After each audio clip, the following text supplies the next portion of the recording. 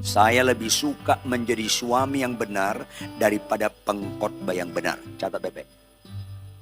Pengkhotbah yang benar bisa dipelajari. Pengkhotbah yang benar bobotnya bisa keterampilan. Mimpin pujian itu bobotnya seringkali keterampilan. Tapi menjadi suami yang benar pasti kehidupan.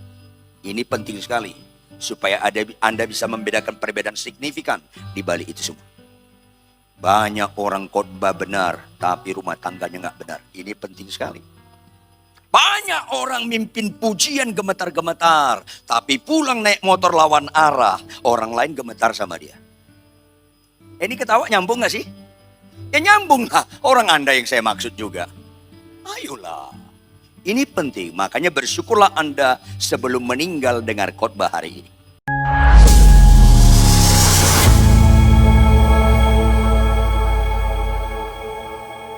Engkau ada di tengah-tengah kami, Tuhan.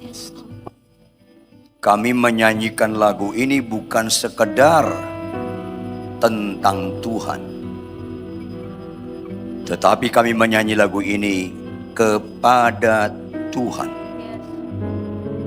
Dan kami harus bertanggung jawab dengan nyanyian ini. Supaya kau lebih dari segalanya, bukan sekedar verbal, lip service, atau manipulasi emosi, tetapi itu terrealisasi dalam kehidupan kami sehari-hari. Lembutkan hati kami, Tuhan. Roh Kudus, tiba saatnya kami mendengarkan firman Tuhan. Pendekatan kami kepada kebenaran firman Tuhan bukan supaya keinginan kami kau kabulkan. Jauhkan kami dari hal itu, Tuhan. Pendekatan kami kepada kebenaran firman-Mu supaya makin tambah tingkat pengenalan kami akan Engkau, semakin tambah Engkau berotoritas atas kami, dan kami semakin berkurang-kurang berotoritas terhadap diri kami. Sehingga proses aku makin berkurang, Engkau makin bertambah. Sangat nyata ketika kami pulang, Tuhan. Sehingga kami menikmati ibadah yang sejati. Senangkan hati-Mu, Tuhan. Karena sebelum kami menyenangkan hati-Mu, Engkau lebih dahulu berbuat segala-galanya melalui pengorbanan-Mu dan kebangkitan. Berbicaralah, dalam nama Yesus kami sungguh berdoa. Haleluya. Semua yang percaya sama-sama katakan amin. Tepuk tangan yang keras. Amin. Amin. Amin. Silakan duduk. Shalom. Shalom. Jemaat yang dikasihi oleh Tuhan, kita sama-sama baca Roma 12 ayat 2. Tampilkan operator Roma 12 ayat 2. Sama-sama kita baca Bapak Ibu jemaat sekalian dengan catatan. Perhatikan baik-baik kata demi kata yang kita baca. Yang nyambung katakan amin. 1, 2, ya. Janganlah kamu, tetapi sehingga apa yang baik, yang berkenan kepada Allah, dan yang perhatikan baik-baik. Saya membutuhkan konsentrasi ekstra Anda dalam mendengarkan firman Tuhan. Yang sepakat katakan amin. Dari bacaan ini, ada nggak kalimat yang mengandung unsur peringatan? Ada nggak? Halo, ada nggak? Ada nggak unsur larangan? Direpresentatifkan kalimat mana? Janganlah kamu serupa dengan dunia ini. Catat Bapak Ibu anak-anak muda, supaya kita beribadah bukan seperti yang kita maksud, tapi kita beribadah seperti yang Tuhan maksud. Katakan amin. Yes, dengar baik-baik. Alkitab kurang kerjaan melarang sesuatu kalau nggak serius. Halo? Kalau nggak serius, kurang kerjaan ya. Artinya serupa dengan dunia ini sangat amat serius. Pertanyaan, orang Kristen suka nggak kesembuhan? Yang keras dong.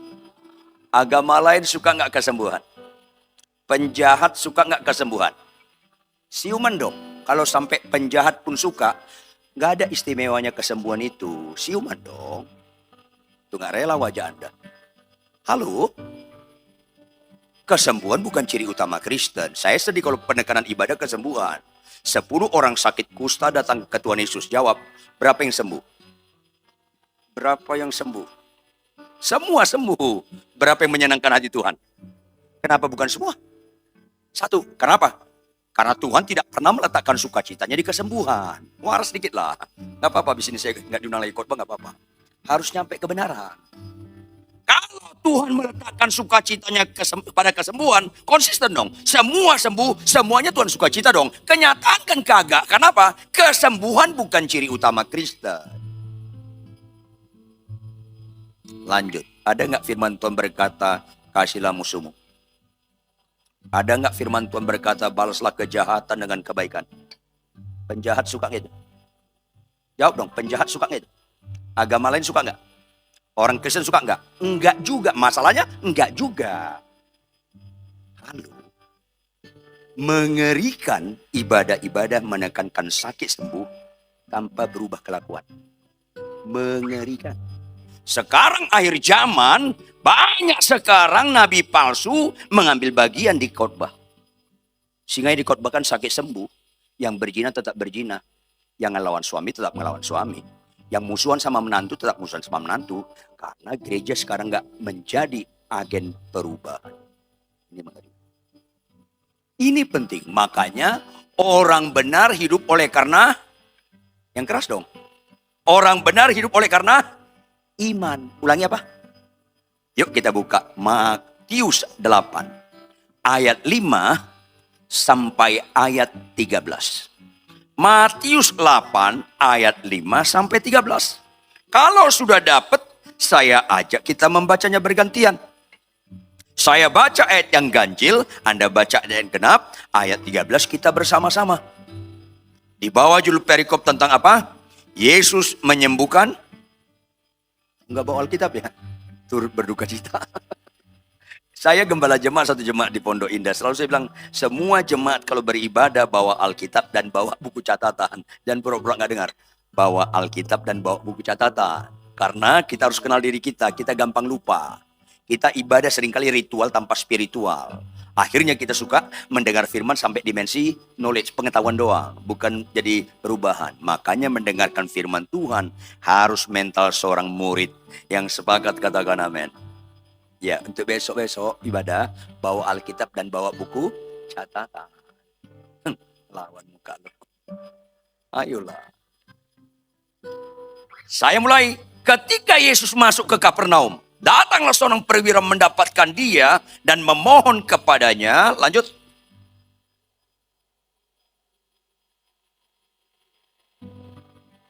Yesus berkata kepadanya, aku akan datang menyembuhkannya.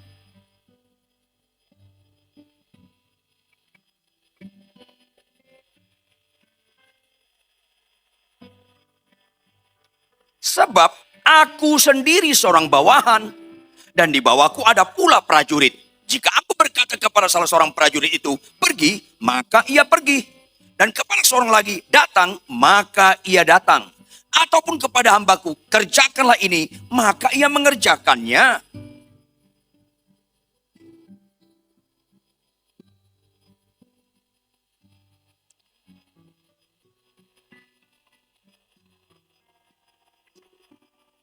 Ayat 11. Aku berkata kepadamu, banyak orang akan datang dari timur dan barat dan duduk makan bersama-sama dengan Abraham, Ishak dan Yakub di dalam kerajaan surga.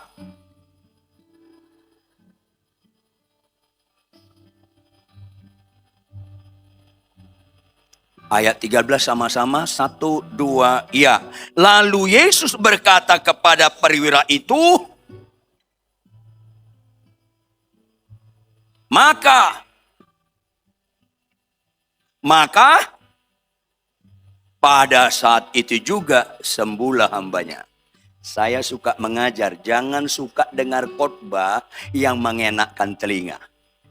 Tapi maulah kita dengar khotbah dalam 2 Timotius 3:16 apa? Berfungsi untuk mengajar, berfungsi untuk menunjukkan kesalahan, supaya berfungsi memperbaiki kelakuan kita dan mendidik kita dalam kebenaran. Catat baik-baik, mujizat yang paling indah bukan sakit sembuh. Mujizat yang paling indah, kita akhirnya hidup dalam kebenaran. Katakan amin. Saya lebih suka menjadi suami yang benar daripada pengkhotbah yang benar. Catat baik-baik. Pengkhotbah yang benar bisa dipelajari. Pengkhotbah yang benar bobotnya bisa keterampilan. Mimpin pujian itu bobotnya seringkali keterampilan. Tapi menjadi suami yang benar pasti kehidupan. Ini penting sekali. Supaya Anda bisa membedakan perbedaan signifikan di balik itu semua. Banyak orang khotbah benar, tapi rumah tangganya nggak benar. Ini penting sekali. Banyak orang mimpin pujian gemetar-gemetar, tapi pulang naik motor lawan arah, orang lain gemetar sama dia. Ini ketawa nyambung nggak sih? Ya nyambung lah, orang Anda yang saya maksud juga. Ayolah, ini penting. Makanya bersyukurlah Anda sebelum meninggal dengar khotbah hari ini. Supaya kalau tahun depan meninggal agak beres hidup kita. Ngapain dengar khotbah yang nggak membereskan hidup? Halo. Ini penting sekali. Ayat 10, perhatikan ayat 10. Tadi udah kita cermati ya, ayat 10, tampilkan operator ayat 10. Setelah Yesus mendengar hal itu, heranlah siapa? Yesus, iya. Yesus heran. Dan berkata kepada mereka yang mengikutinya. Siapa yang mengikutinya? Murid-muridnya. Petrus, Yohanes, dan kawan-kawan. Apa yang dia katakan, sama-sama kita baca. Apa yang dia katakan? Aku berkata kepadamu, sesungguhnya iman sebesar ini gak pernah aku jumpai pada seorang pun di antara orang Israel. Berarti makna kalimat ini ada mengandung keunggulan iman gak? Ada mengandung keunggulan iman gak? Yes. Cerdas. Tuhan ngomong seperti itu kepada perwira ini setelah hambanya sembuh atau belum? Belum. Makanya catat dong, kesembuhan bukan ukuran iman. Kenapa nggak cerdas Kristen ini? Kesembuhan bukan ukuran iman. Ayat sebelum ayat 10 yang dilakukan oleh perwira ini itu ukuran iman. Ayo dong, siumanlah kita. Jawab, kalau ada orang sakit kanker, sakit apa? Umurnya 2 bulan lagi. Berapa bulan? Jawab, bisa nggak Tuhan sembuhkan? Lebih keras. Oleh bilur-bilurnya sembuh. Sembuh orang itu. Berarti batal nggak kematiannya? Yang bilang batal sesat. Nggak batal, ditunda. Ada orang sakit kanker sembuh, terus nggak mati-mati selama-lamanya? Nggak ada. Ayo dong. Kita belajar tumpul kritisnya. Sepanjang kita mau menyenangkan hati Tuhan, jangan pernah tumpul berpikir kritis supaya nggak gampang disesatkan Anda. Makanya ketika ibu-ibu datang ke saya, Salam pendeta Ridwan, salam. Bapak ingat saya nggak? Waduh, lupa saya. 5 tahun yang lalu sepupu saya membawa bapak ke rumah sakit Darmais. Saya kanker parah. Oke, terus 5 tahun lalu bapak doakan. Akhirnya saya sembuh. Yang benar bu, benar Pak Pendeta. Kapan periksa terakhir? 6 bulan yang lalu Pak Pendeta. Apa hasilnya? Saya sudah bersih dari kanker. Apa yang saya bilang? Puji Tuhan ibu sudah sembuh. Tapi jangan lupa ibu tetap bisa mati lagi. Kasih tahu. Ya susah orang Kristen. Memang banyak orang gereja suka kesembuhan, nggak suka kebenaran. Yang saya sampaikan ini kebenaran. Gak rela muka lo. Ibu tetap bisa mati lagi. Kaget dia. Loh kok gitu Pak Pendeta? Bukan kok gitu, memang gitu. Kasih tahu. Karena sembuh nggak menyelamatkan, bertobat menyelamatkan.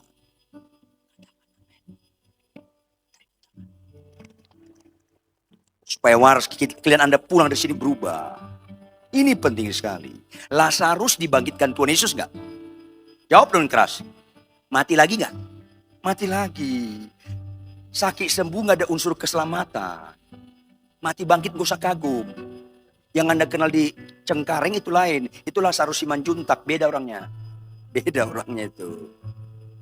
Ukuran iman bukan soal sakit sembuh. Makanya gak heran jauh-jauh hari Tuhan peringatkan orang percaya. Banyak yang terpanggil, lanjut. Sedikit yang terpilih. Karena banyak orang Kristen suka kesembuhan. Gak suka dibongkar dosa dan kejahatannya. Gak suka dibongkar kemunafikannya. Akhirnya gak bertobat, ya binasa ke neraka lah. Ini masalah serius. Khotbah kayak gini kurang populer. dan ada kemungkinan nggak diundang lagi. Nggak apa-apa. Nggak apa-apa. Khotbah itu bukan soal diundang lagi. Khotbah itu harus aku nggak punya utang lagi sama pendengar ya Tuhan, karena aku khotbah kebenaran. Itu yang penting. Itu yang penting. Apa setelah tepuk tangan? Bertobat. Karena nggak ada rohaninya tepuk tangan. Iman tanpa perbuatan mati. Khotbah tanpa perbuatan mati. Penyembahan bahasa roh tanpa perbuatan mati. Tepuk tangan tanpa pertobatan, innalillahi. Benar, benar. Ini penting sekali. Supaya kita jangan ibadah sekedar ritual. Artinya apa ritual? Orang Kristen seringkali saat khotbah rohani, saat penyembahan rohani, di rumah tangga nggak rohani. Itu namanya ritual tanpa spiritual. Khotbah kita harus kesimpulan dalam kehidupan sehari-hari di rumah. Baru itu spiritual. Makanya saya ingatkan Anda, jangan lihat rohani saya saat khotbah, karena gampang sekali rohani saat khotbah. Jangan lihat rohani orang seketika penyembahan. Orang pembohong, orang penipu, orang malas baca Alkitab, kalau menyembah mukanya rohani semua. Kalau Anda mau lihat rohani saya, tinggallah di rumah saya 6 bulan atau 1 tahun. Lihat sehari-hari, termasuk ketika istri saya kurang hemat berkata-kata. Rohani nggak saya. Ini penting karena orang bisa kita bohongi, Tuhan nggak bisa kita bohongi. Jangan ada dusta di antara kita. Ini penting sekali. Makanya ini peringatan keras. Ayat 10, ini kata ayat kunci. Perhatikan. Setelah Yesus mendengar hal itu. Mendengar apa? Mendengar ayat sebelum ayat 10. Itu yang kita gali akan agak mendalam nanti. Berikutnya. Heranlah ia. Berbobot lagi. Yesus saja heran. Berikutnya. Dan berkata kepada murid-muridnya. Mereka yang mengikutinya. Dimulai dengan kata apa? Aku berkata kepadamu. Camkan. Bapak, Ibu, jemaat sekalian. Kalau Yesus berbicara dimulai dengan kalimat aku berkata kepadamu, itu mengandung nilai prinsip. Karena enggak semua Yesus berbicara dimulai dengan kalimat aku berkata kepadamu. Karena Yesus bicara, enggak usah mengucapkan aku berkata kepadamu, dia sudah berkata kepada mereka. Kenapa perlu kata aku berkata kepadamu? Karena ada prinsip-prinsip itu. Aku berkata kepadamu, artinya Petrus dan kawan-kawan, termasuk orang percaya GSJS di Jakarta ini, dia tekankan, jangan pernah lupa. Jangan pernah lupa. Apa berikutnya? Ini nilai. Ini nilai. Maka berikutnya, apa katanya? Tampilkan operator. Sesungguhnya. Apa arti sesungguhnya? Tidak relatif. Yang sebenarnya, yang sejatinya, sesungguhnya. Berikutnya, menunjukkan ada keunggulan nilai. Iman sebesar ini, nggak pernah aku jumpai pada seorang pun di antara orang Israel, termasuk kau Petrus, termasuk kau Yohanes, termasuk kau Yakobus, dan kawan-kawan. Artinya, pelajari, ini iman yang benar. Karena banyak sekarang mengajari iman yang palsu atau iman yang gak benar. Ini penting sekali. Akibatnya apa? Orang Israel, orang Kristen masa kini seringkali gak beriman yang benar. Atau iman palsu. Akibatnya apa? Lihat ayat 11. Aku berkata kepadamu, pengulangan lagi. Banyak orang akan datang dari timur dan barat. Artinya dari luar Israel. Akhirnya duduk makan bersama-sama dengan Abraham, Ishak dan Yakub di dalam kerajaan surga. Wow, peringatan keras. Ditambah lagi ayat 12. Sedangkan siapa? Ayat 12. Sedangkan anak-anak kerajaan itu bagaimana? Akan dicampakkan. Artinya apa? Dibuang ke neraka. Ini serius. Ini serius. Sekali lagi, bukan kebetulan Anda siang hari ini mendengarkan firman hari ini. Karena Tuhan sayang kepada Anda. Jangan Anda menggenapi yang dicampakkan. Ini penting sekali. Khotbahlah kebenaran supaya pendengarnya bukan mengejar kesembuhan, bukan miskin kaya, bukan mobilnya Innova jadi Alphard, tetapi berubah kelakuannya. Enggak ada amin. Amin berikutnya juga spontan, latah. Ketawanya mengandung kepedihan nih. Ini penting sekali. Makanya Bapak Ibu, sedangkan anak-anak kerajaan itu akan dicampakkan ke dalam kegelapan yang paling gelap. Di sana akan terdapat ratap dan ketak gigi. Mengerikan anak-anak kerajaan.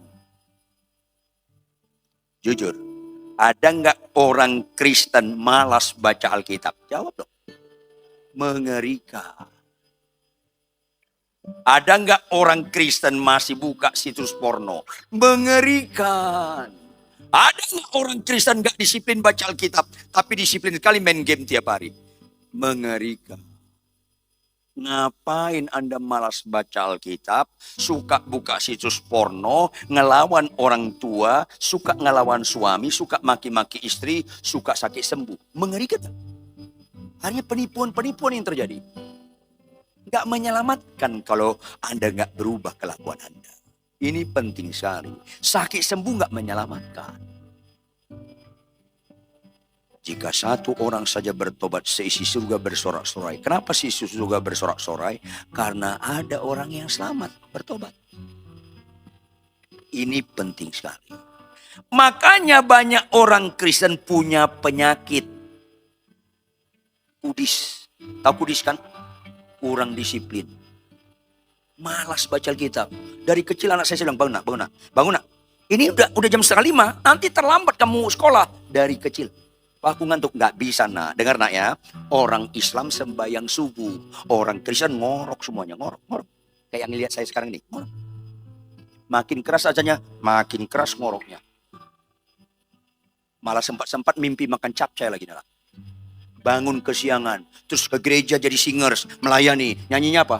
Hidup ini adalah kesempatan. Langsung malaikat tadi ada kasih backsound. Bohong. Iya loh, banyak malaikat di sini saya dengar. Bohong. Nggak dengar ya? Bolot sih lo.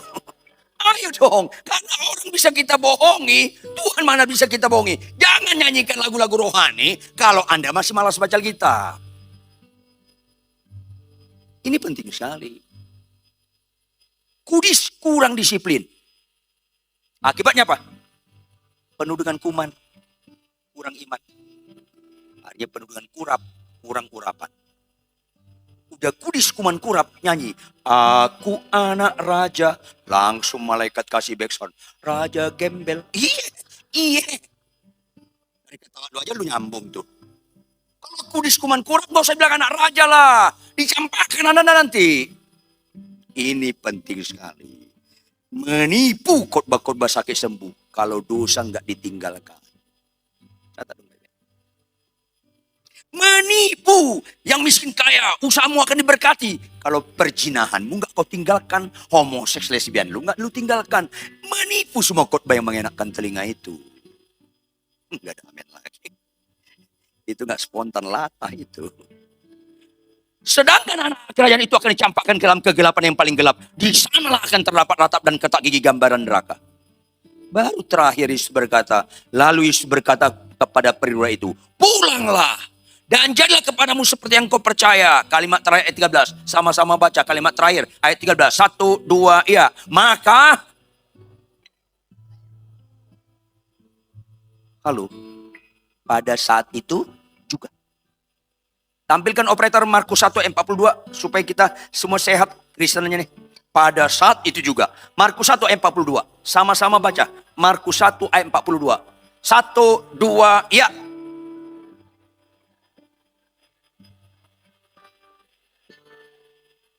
Ayo dengar dong baik-baik ibu-ibu. Supaya Anda pulang ada perubahan. Dengar baik-baik. Tadi kalimat pada saat itu juga. Itu representatif keterangan waktu. Sekarang kalimat ini. Kata apa yang menunjukkan keterangan waktu? Ngerti gak? Apa yang sedang Tuhan sampaikan? Halo, membuat orang lumpuh berjalan, kusta sembuh, membuat orang buta celik, Tuhan perlu tahunan atau seketika? Membuat Lazarus bangkit, perlu tahunan atau seketika? Membuat laut terbelah, Tuhan perlu tahunan atau seketika? Apa yang sedang Tuhan sampaikan di balik kata ini? Hei umatku, ini mujizat terendah, jangan kejar.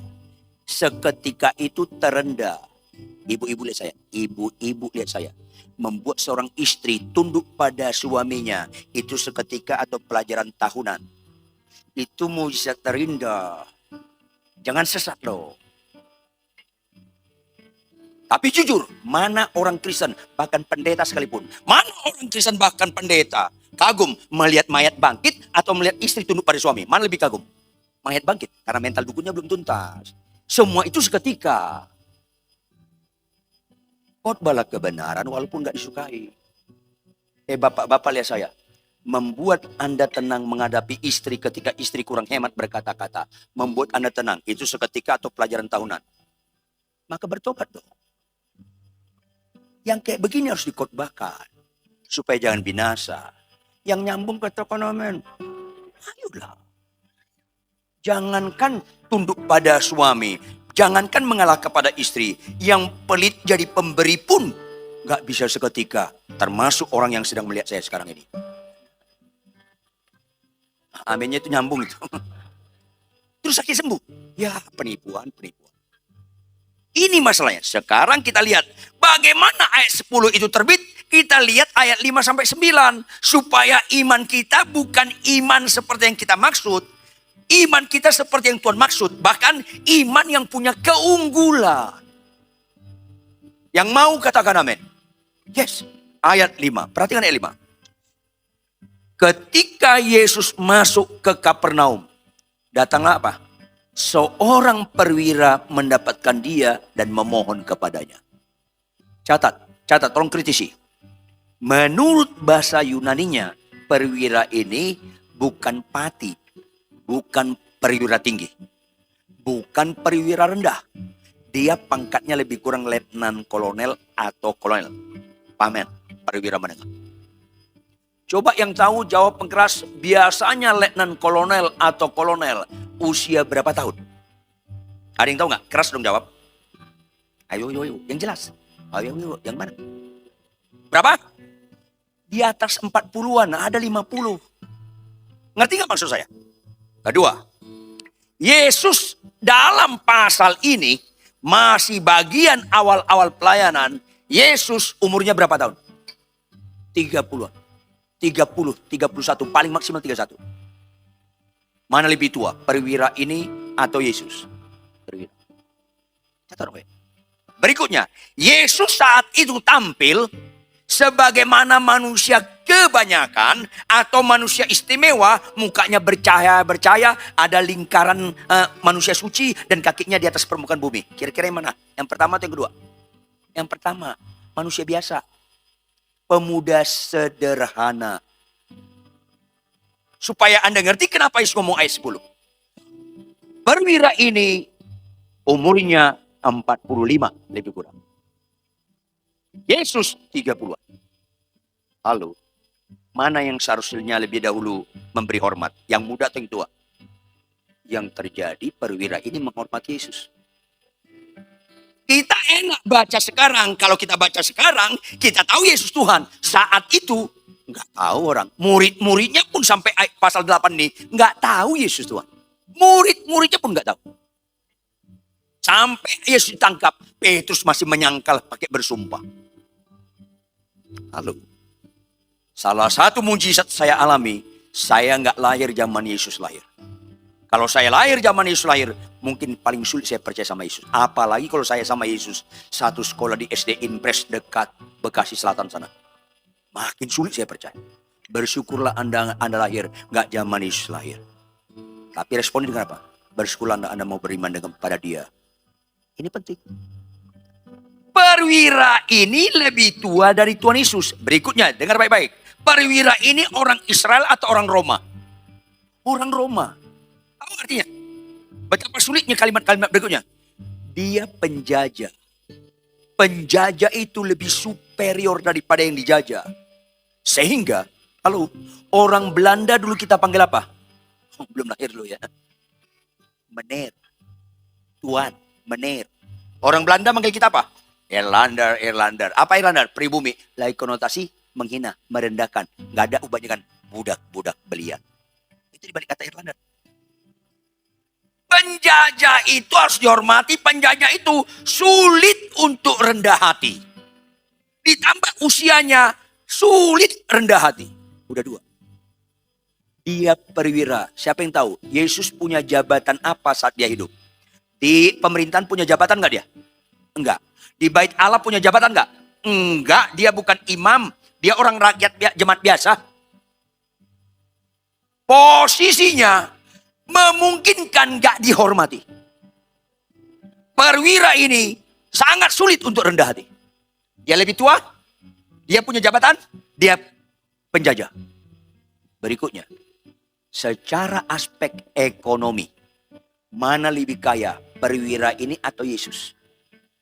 Semua identitas perwira ini makin menyulitkan dia rendah hati. Semua. Mana lebih suka harus menghormati? Yang ekonomi lemah menghormati orang kaya, atau orang kaya menghormati ekonomi lemah? Yang mana? Yang pertama atau yang kedua yang umumnya? Yang pertama. Kaya itu mengerikan. Sampai Yesus sendiri ngomong, orang kaya sulit masuk dalam kerajaan surga. Karena orang kaya menganggap kekayaan itu nilai. Enggak, kaya itu bukan nilai. Sangkin enggak nilainya, orang enggak percaya Yesus bisa enggak jadi konglomerat? Bisa, karena itu bukan nilai. Dengar baik-baik. Sama orang kaya saya keras sekali khotbahnya. Ada orang kaya enggak sini? Lihat saya. Sama orang kaya saya keras sekali khotbahnya.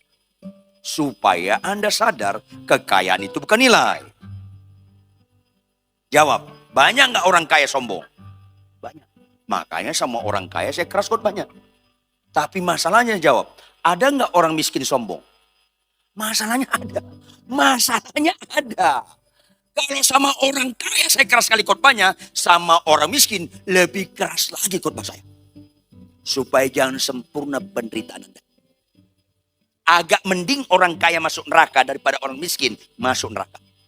Orang kaya masuk neraka agak enak sedikit di bumi, kaya. Orang miskin masuk neraka, di bumi susah, masuk neraka lagi. Sempurna banget penderitaan Anda berseri. Ada orang miskin di sini, tolong bertobat. Inilah yang harus khotbahkan. Bukan soal sakit sembuh. Sedih saya penekanan sakit sembuh di gereja. Ini penting sekali. Apa yang terjadi? Lihat ayat 5. Lihat ayat 5. Ketika Yesus masuk ke Kapernaum, datanglah seorang perwira mendapatkan dia. Kalimat berikutnya apa? Dan tahu nggak Anda bahasa Yunani memohon? Kata memohon hanya digunakan bawahan terhadap atasan. Budak terhadap Tuhan. Karena kata memohon budaya saat itu, kata memohon harus disertai dengan sikap tubuh.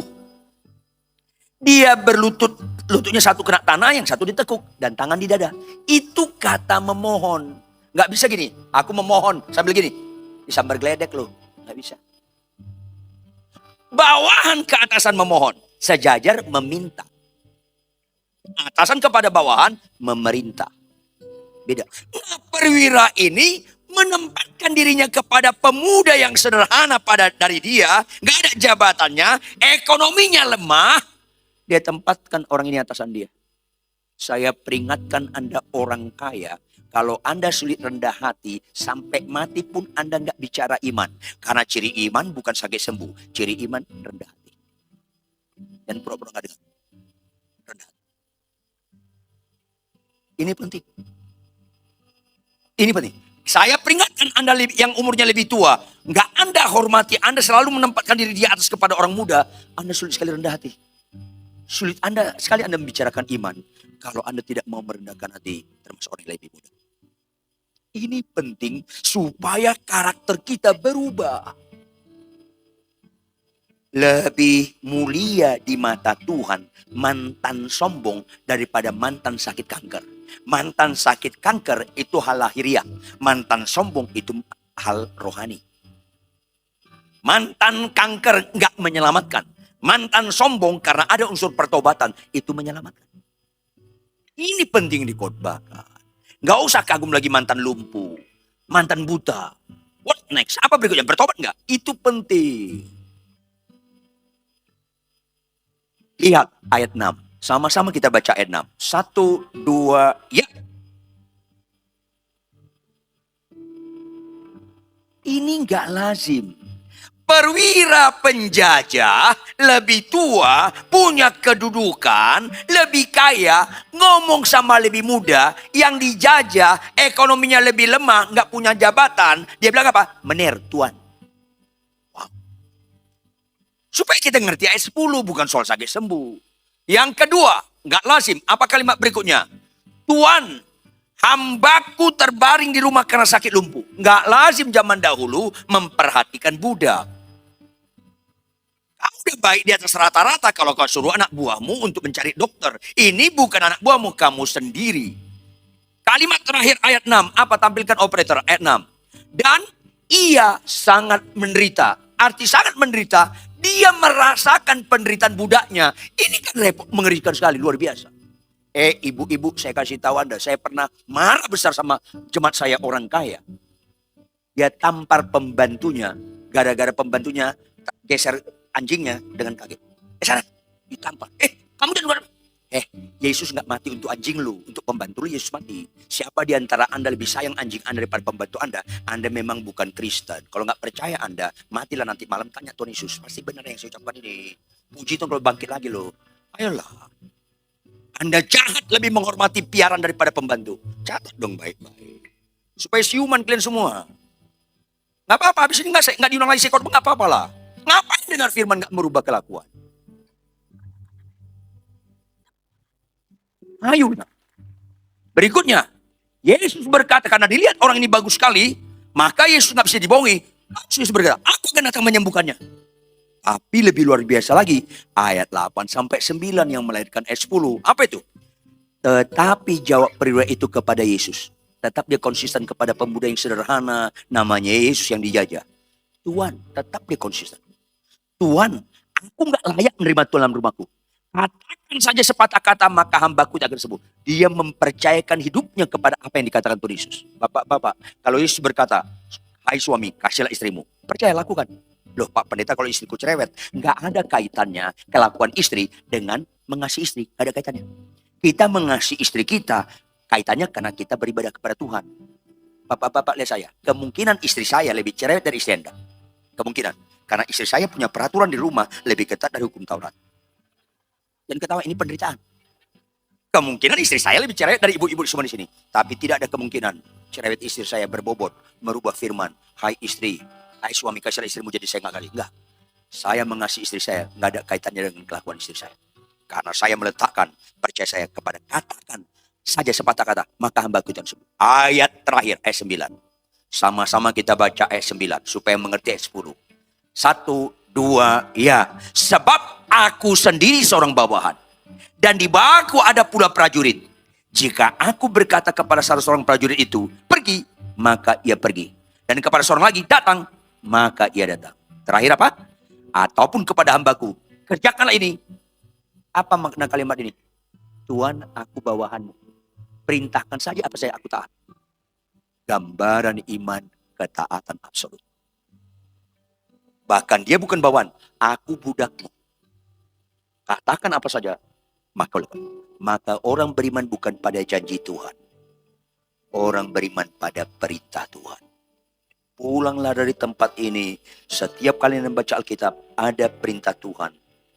Lakukan. Ketaatan adalah statement hidup yang berbobot. Kau sungguh beriman kepada Tuhan. Bangkit berdiri, tepuk tangan yang keras. Amin.